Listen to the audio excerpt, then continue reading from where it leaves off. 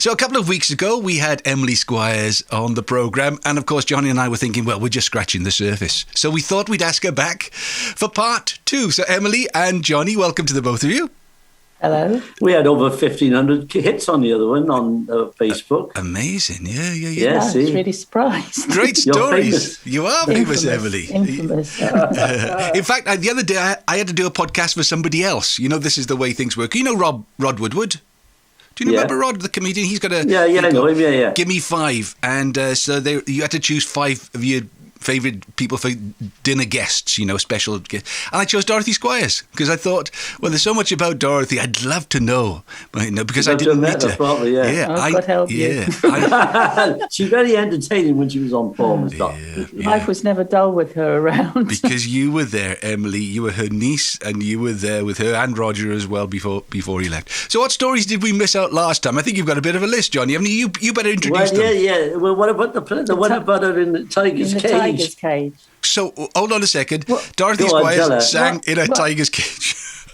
Well, Auntie Dorothy, right, when her marriage was breaking up in 1961, she was scheduled to do a charity show. So just go there with everybody else. There was huge amounts of stars there. Bootsy and Snudge. You're probably too young to remember that. No, I remember Bootsy and Snudge. My dad used to love Bootsy and Snudge as well. Jess Conrad, Cyril Fletcher, all of those, the old actors, Donald Sinden and stuff Brucey like that. was there, Bruce Forsyth. And Dorothy was there, and she chose to sing in the tiger's cage at Billy Smart's circus. It was a charity event at the circus. Wow. So they had all the tigers in the cage, and she was told to take off all her jewellery because the sparkly bits annoy the tigers. Right. So if they get annoyed, obviously, they're dangerous. So she sang them, Say It With Flowers, the tigers. I think the funny story I heard was Bruce Forsyth led her into the cage, didn't he? That's right. And then Roger Moore was sitting next to him, and Forsyth said, I hope Dorothy's insured. And Roger said, I hope the tigers are insured. Well, she wouldn't have gone down without a fight, would she? I always feel nervous for the tigers. She obviously she sang well, and she escaped with her life.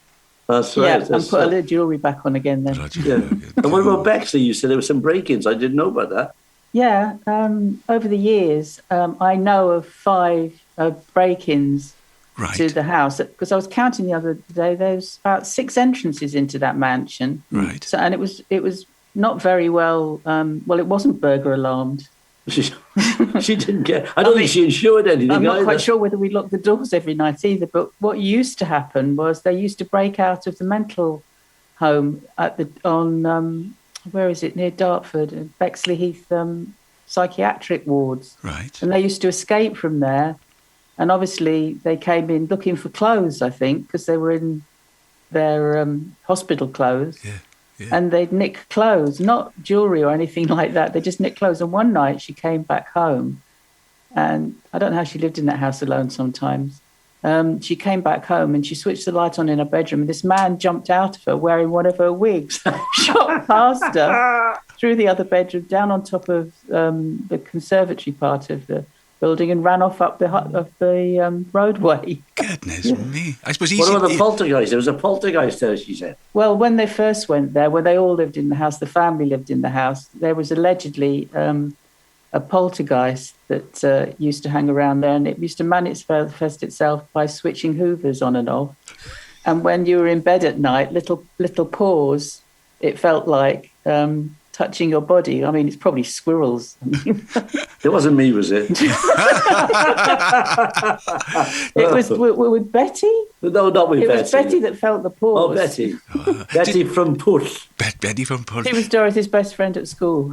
Did you ever come across the poltergeist, or had it gone by the time you went there, Emily? No, I didn't, because it was there before I was born. I think the youngster that was there was Reen's son. Right. So they say that they were caused. But she had it exorcised. Really? That was great. Yeah, she said she had it exorcised. So, yeah. Sure, there was the right people used to turn up there. The one there was, I think it was Tony Booth came there once, didn't he? Yeah, Tony Booth and Mark Eden. Mark Eden, who was Dorothy's boyfriend at the time, right, was doing a show called Catch Hand, a weekly series about some dustbin men, I think it was. But he came down Tony Booth came down with his daughters. That's probably Sherry Blair. Sherry Blair. Yeah, that's Yeah, he had twins, but he had obviously Sherry breast, so it could have been her when she was a little girl. Goodness me. See? Yeah. And people used to just sort of turn up ad hoc. There was Frank Ifield. Once I was swimming in the pool and this guy came, because nobody rang the doorbell in the summer. They just came round the back garden because there was no way of blocking it off. And I thought, that's Frank Ifield. Oh, all right, okay, get on swimming. Yeah, it was like open house, the place, you know. And one day I came up there for the weekend and there's Hilda Baker in the bedroom. She's got a broken leg. Dorothy's taken pity on her and she got her staying at the house. And they had a love-hate relationship, so it was very good of Dorothy to actually... Oh, Hilda was hard work. There'd have been fireworks, because you worked with Hilda Baker, didn't you? As well as living with Dorothy Squires, you worked with Hilda. In the Lonnie Donegan show, she was a nightmare, Hilda Baker was. She wouldn't speak to anybody. And in the end, she was doing playing poker with the boys of Lonnie's band. Yeah. And they'd be ripping her off, something rotten on purpose. They didn't like her. But, oh, my God, what about the fire? Yeah, I think, talking about the poltergeist and the fire, I think that the fire that happened in Dorothy's house was caused by the electrics, which is probably hence the poltergeist thing.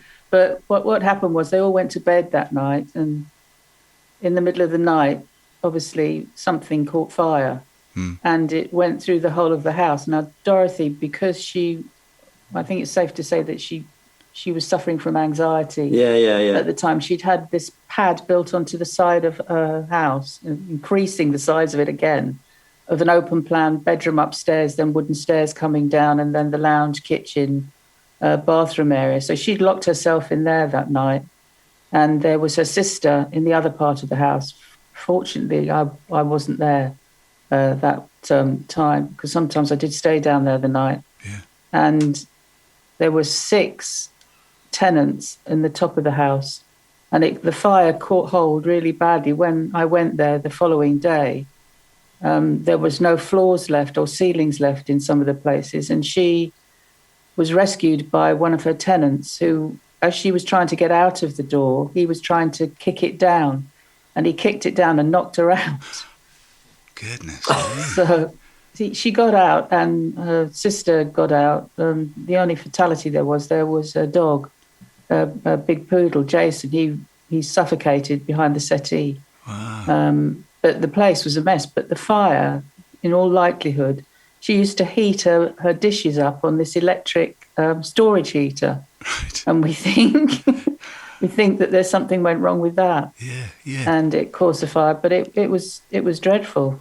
Yeah, because that house was something else. I mean, she had all the parties, of course, but what about that? Didn't she do a big charity event there or something? They were all like Cliff Richard a lot. In 1963, she had something called Fiesta 63, a charity.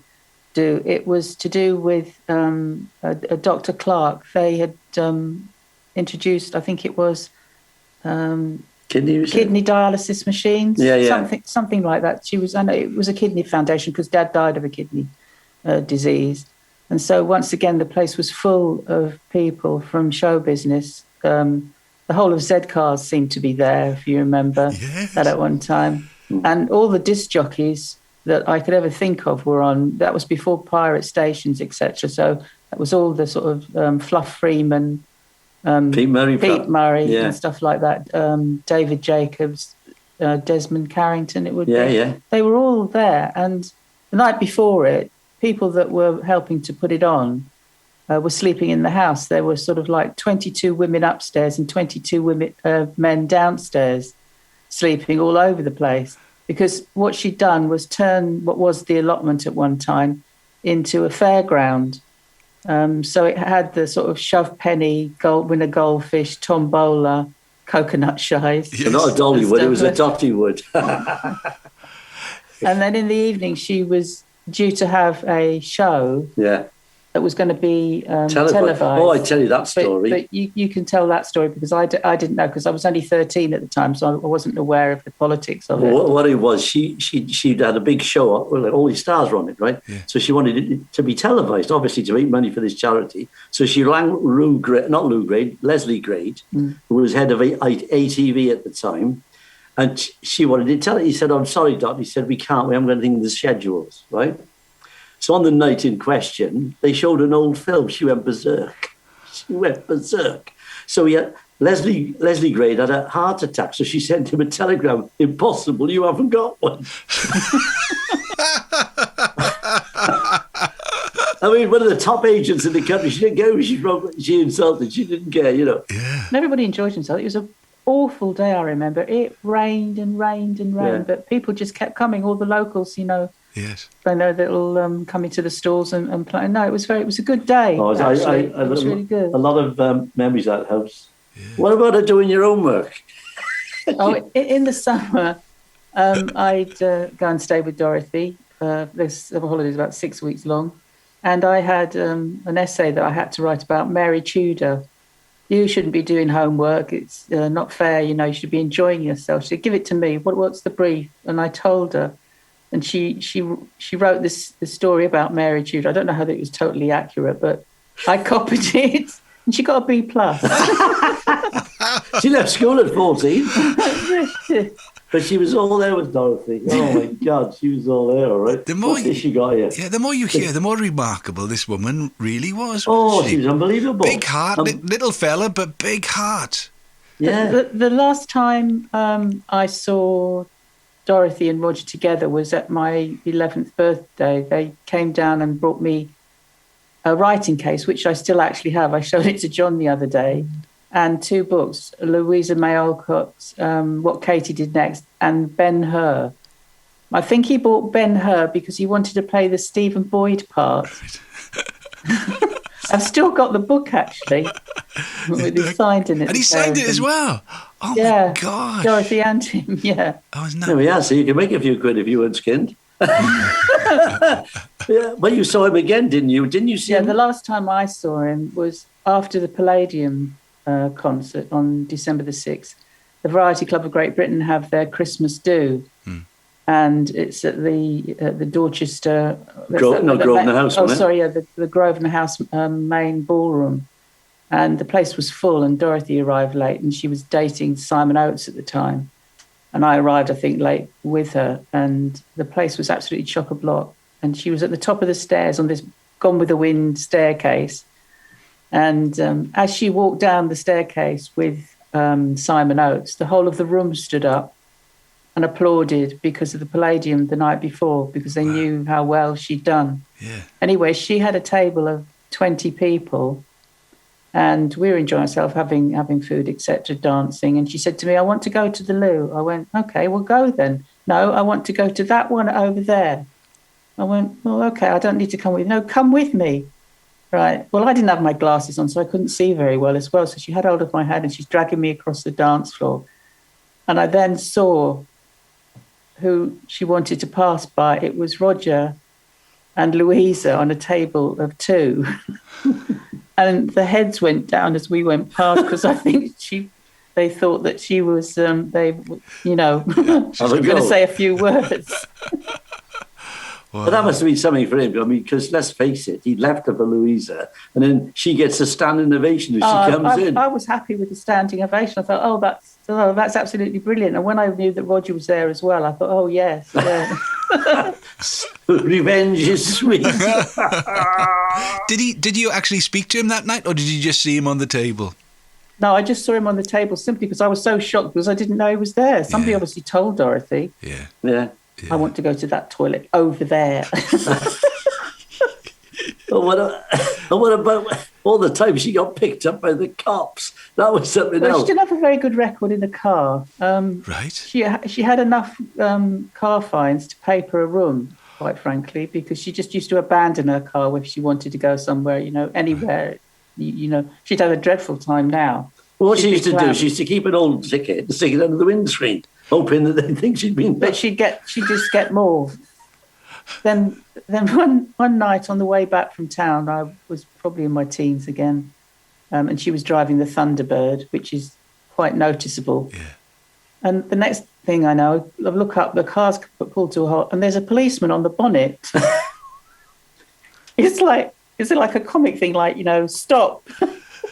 And he just threw himself. She didn't hit him. He threw himself onto the bonnet of the Thunderbird. because she got stopped, I think, for breathalyzing stuff, they thought, well, Thunderbird, fair game, let's have a bit of fun. Yes. Yeah. And then on another occasion, there's quite a few of us actually coming out of the A&R Club in Charing Cross Road. We were going to the Embassy Club that night, so we were looking for a taxi. Anyway, Dorothy decided to hail a taxi, but she didn't take any notice of the fact that this one didn't have its for hire sign up. So she got in the taxi and she wouldn't get out. And the language was a bit fruity. He tried to pull her out. Who did? The driver? The driver, who actually was related to Bernard Bresslaw. And Right. she kicked him. So he pushed her back into the taxi and drove to the Strand police station. So I got a taxi and followed the car. Follow that taxi.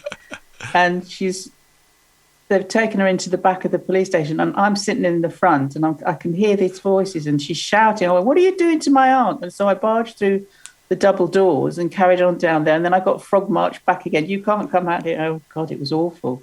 So somebody came and took me to the embassy, but they let her out later on. Do you know what? Yeah, she got done for 8BH. Do you remember when she was going over Southwark Bridge, I think it was, and she was swaying about a bit, and she was pulled up, and she wouldn't get out of the car. And eventually, when they went round, she shut the door, and the policeman couldn't get her. They went round the other side, and they dragged her out, yes. And she skagged her leg. Anyway, they dragged her off to the police station, right? Will you take a breath test? No, she wouldn't take a breath test. Take a blood test. Take it out of my knee. You just made me cut my knee. And then they lock her up, and she's in the jail with some like hookers or whatever.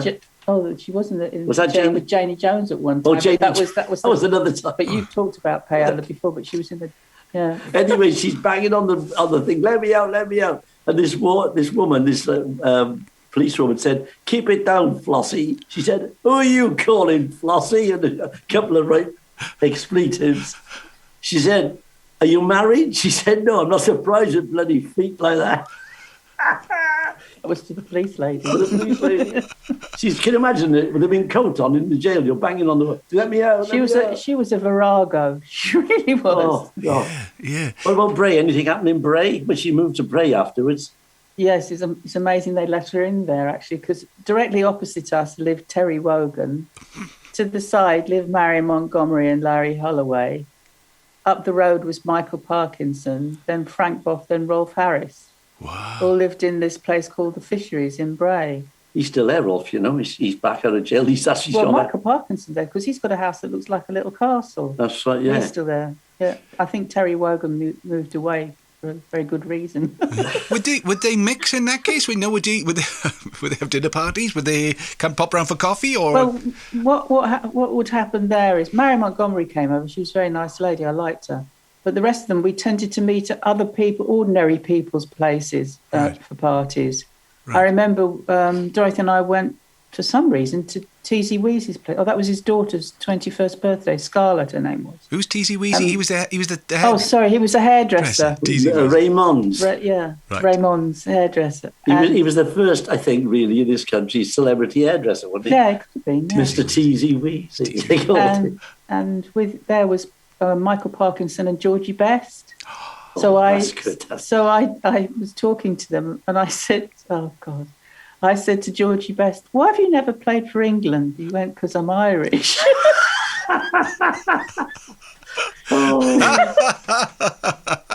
But didn't Jack Jones's old man turn up? Oh yes, one afternoon. What do you call those little tiny boats? Well, it was a launch. It was a motor launch, wasn't it? A little tiny. Because she lived on the river in Bray. She had her own little jetty. Jetty, yeah. Right. So he'd gone to Henley. I think they used to be able up in Maiden. You used to be able to hire these.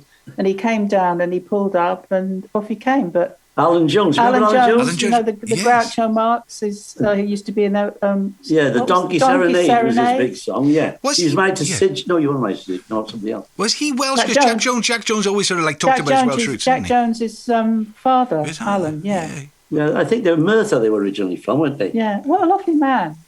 Yeah. He was really nice. So he turned up in this boat, hi there. He said, "Where have you been, you Welsh bastard?" Yeah, they were all over one another, hugging. last time they saw one another, etc., and stuff like that. In Hollywood, yeah.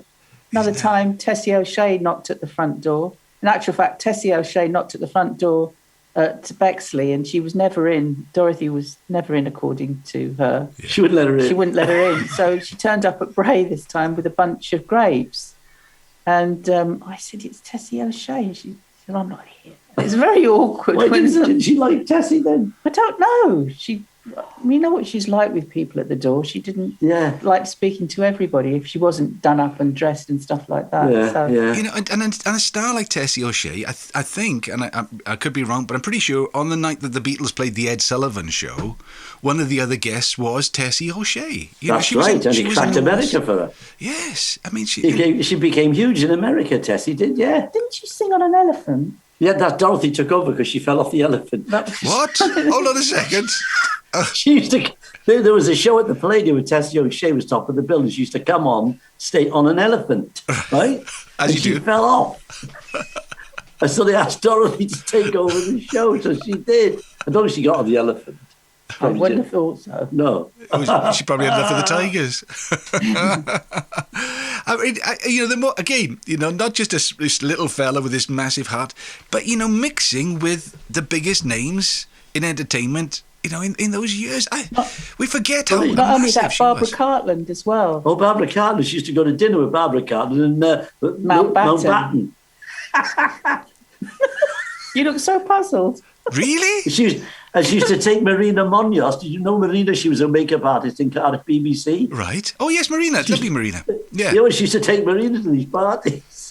They were just dinner parties with Barbara Cartland and Lord Mountbatten and Dorothy Squires. I met Barbara Cartland in Dorothy's dressing room after one of the Palladiums.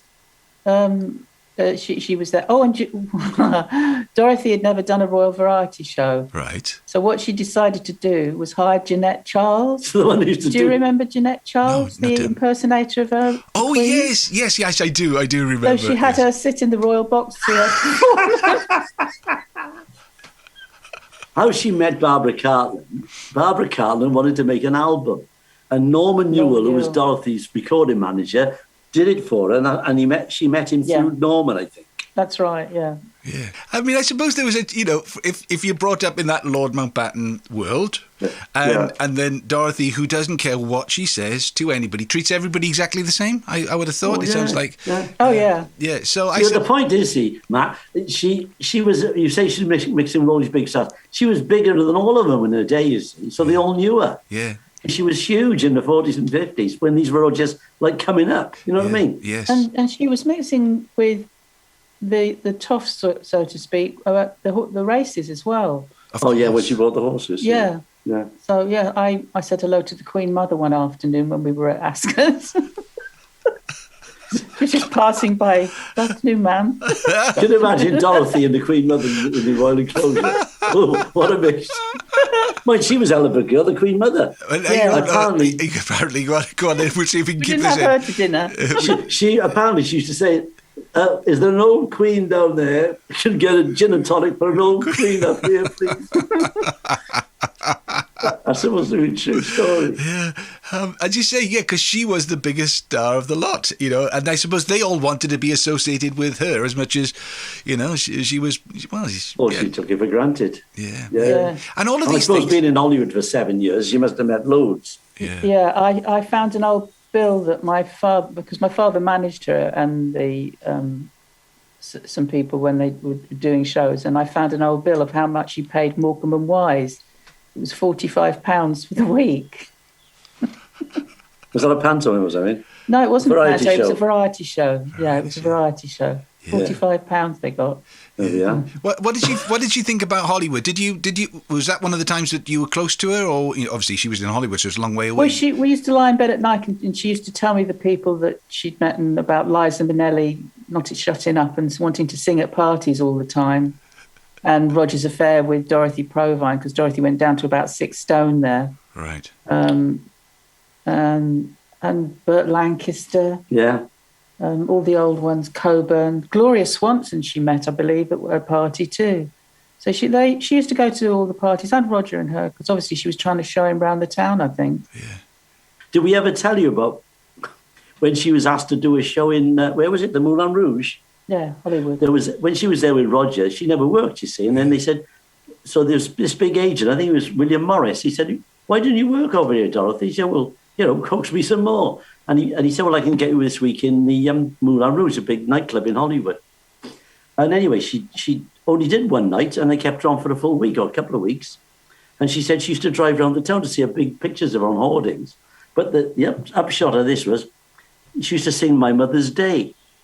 And Elvis used to go in disguise because he loved his mother just to hear her singing My Mother's Day, right? And then when he died, Dorothy said in the paper, poor Elvis, he was my biggest fan. Unbelievable. Oh my goodness me! Wow, what an amazing life she had, and you, Emily, sharing so much of these stories as well. Yeah, it was good fun, but as I said, life was never dull with her around. Never dull, never dull. Have we missed any stories out, Johnny? Have you got anything else on the list? list? Let me see. She's written some stuff down here. I was looking through an old website that Dorothy had going once, and I was looking at the people who'd actually written about her in their autobiographies and biographies. And there's 22 people that she appears in their books. What about Australia? Oh, Australia, yeah. That pianist, go on, tell me that story. That's great. I think she was on the South Sydney Juniors, this big club in Sydney. Right. And her MD had several bevies. Right, taking a glass. And he was about to stand up and do the intro, and he went, 1, 2, 3, 4, and sat down and missed the chair.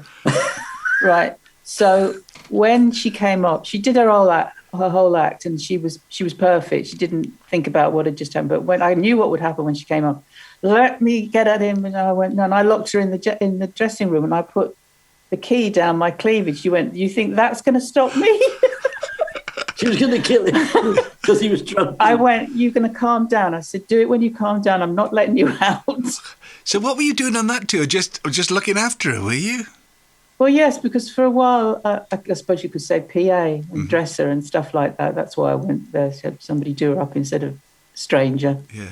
And a confidant, I suppose, someone she could trust. Yeah.